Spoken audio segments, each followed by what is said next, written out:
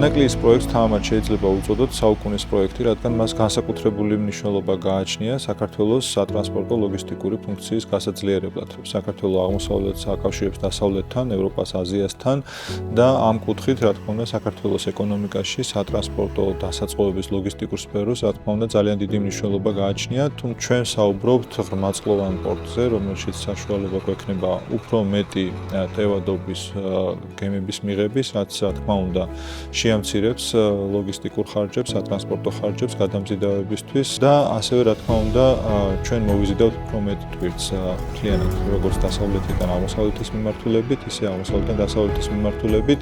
ზოგადად დერეფნის ფუნქცია კიდევ უფრო გაძლიერდება და გახდება კიდევ უფრო მეტად კონკურენტუნარიანი.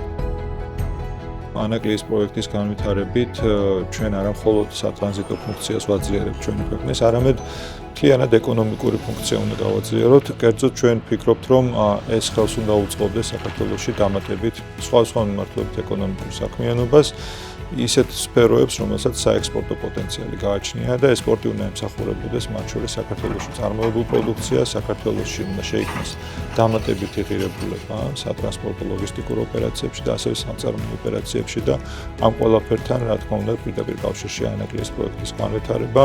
ანაკლის პროექტთან ერთად ჩვენ აუცილებლად მოვიაზრებთ თავისუფალი სამრეწველო საწარმოო ლოგისტიკური ზონის განვითარებას.